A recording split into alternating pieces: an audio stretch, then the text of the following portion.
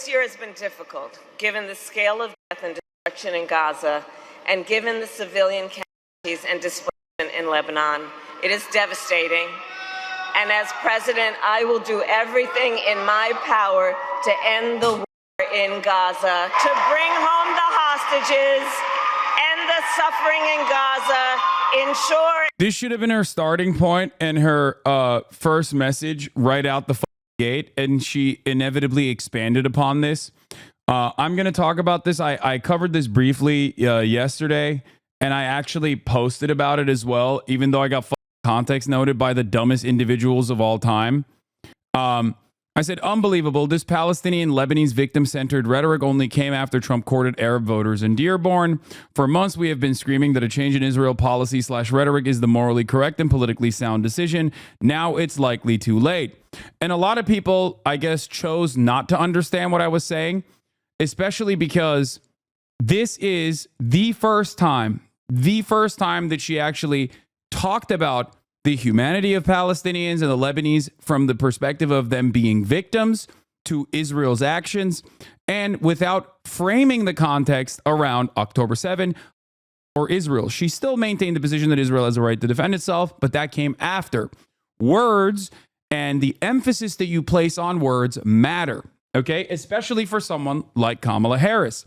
Now, what is really frustrating about this is that not only did I mention this, but this is the message that she should have come out with already from the jump, not the shit she did for the past couple of months.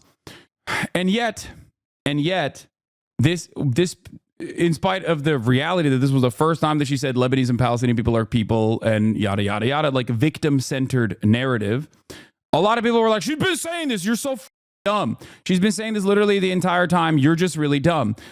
To which I responded, I hate how incredibly stupid most people have become on this website. Politicians know the weight and placement of the words they use. This is the first time she started the convo centering Palestinians and Lebanese people instead of Israel's right to defend itself, October 7 or... That was my position, and yet so many people just refused to comprehend what I was saying in this circumstance, and it doesn't matter. Now, ultimately, I mean, she said the same thing weeks ago, verbatim.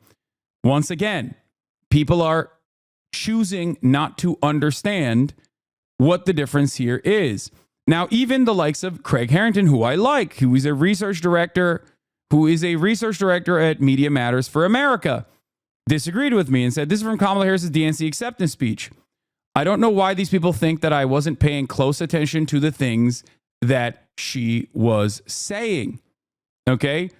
Of course I know exactly what the fuck she was saying. This is from Kamala Harris's DNC acceptance speech. I said, this is one of the first times she's opened the conversation without speaking of Israel's right to defend itself or October 7 first, centering the victims of Israeli violence in the beginning. We all understand word placement is deliberate, right? You are seeing what you want to see. Her statement was about the Arab American community in Michigan specifically. She's been saying this about the situation in Gaza for months, and people have been pretending that she's not been saying it. No, I am saying that this is still too little, but it's also too late. And not only that, but this is the first time, and this speech itself also obviously showcases the reality that she is not immediately coming out of the gate with October 7, Hamas, mass babies being lit on fire, to contextualize all of the violence that Israel committed in the aftermath of that. So obviously the campaign itself has recognized that there is a difference in messaging. It's just that it's far too late for the campaign to recognize it, and yet liberals still refuse to even point out a marked tonal shift.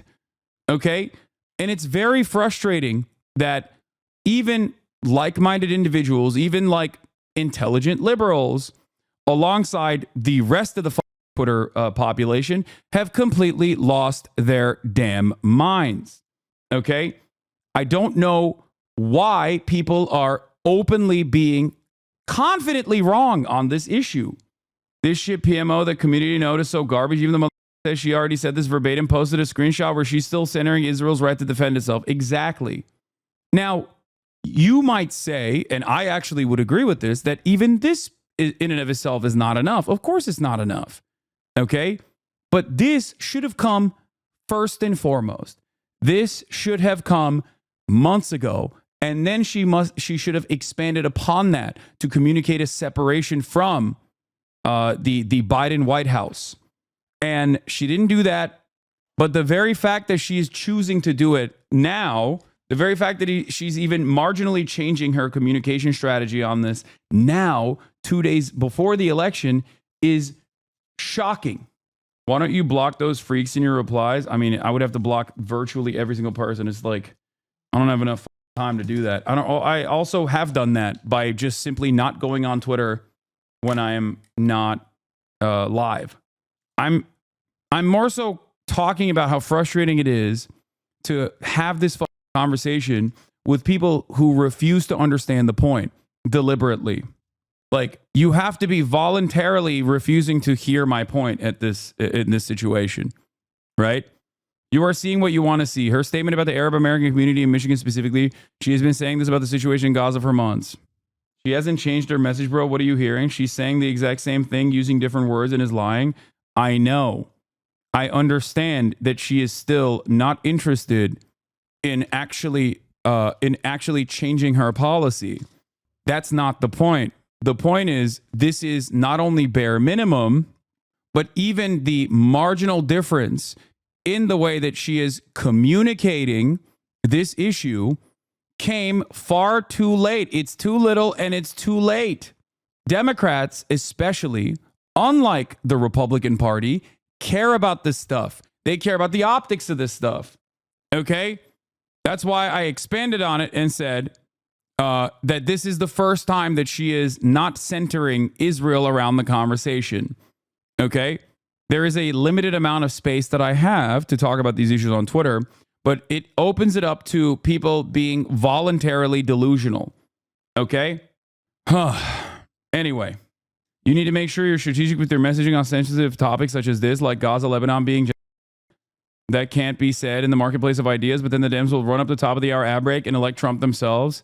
Okay, we're not doing top of the hour ad break debates, at least for the duration of the election, but thank you for debating me. You can avoid the no ads by subscribing, even though I'm not running ads, for $6 or for free, and you can support the stream by subscribing. Anyway, Great Filter event is tomorrow. So Pog. Yes, I did cover the Epstein tapes yesterday.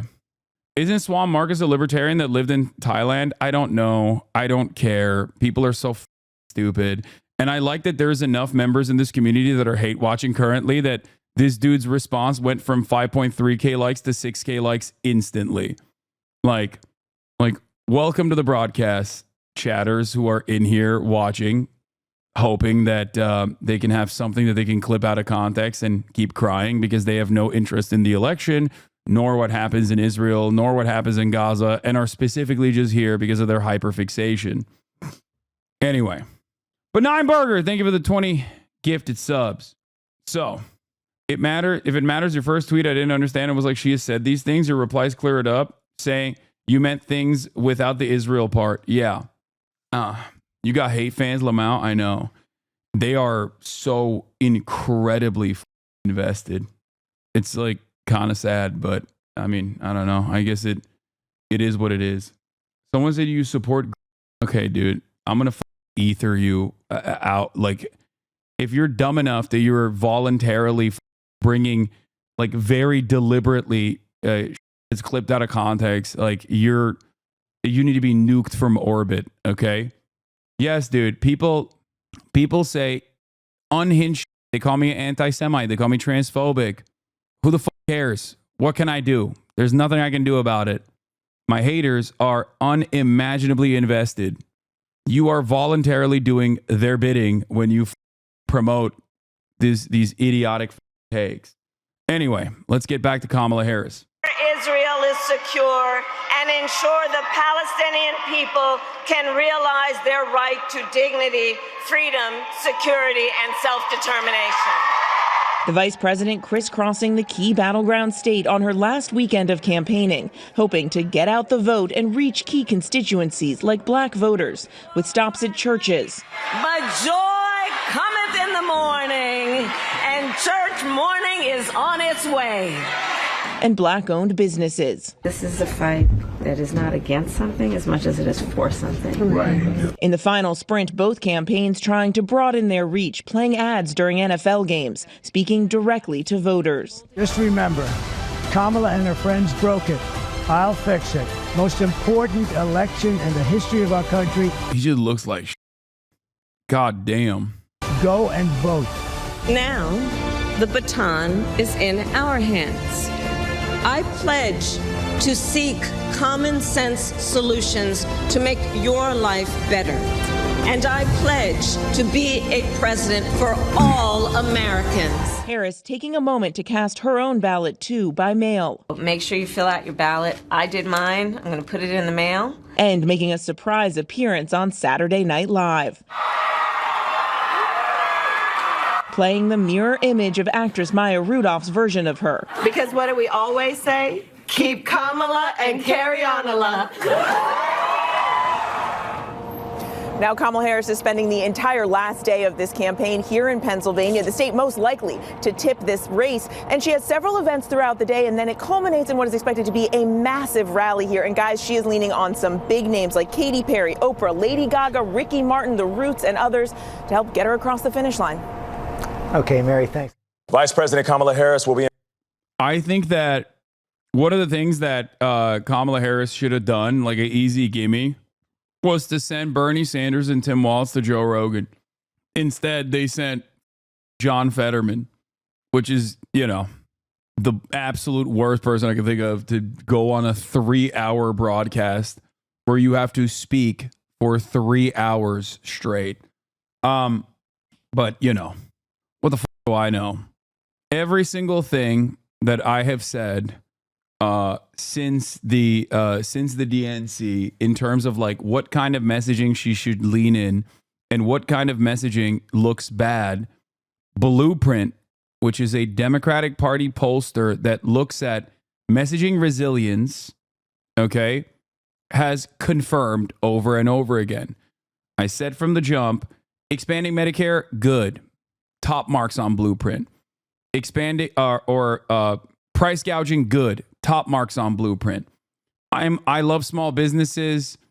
I'm going to do tax cuts for small businesses. Bad. Lowest marks you can possibly get on Blueprint. Okay?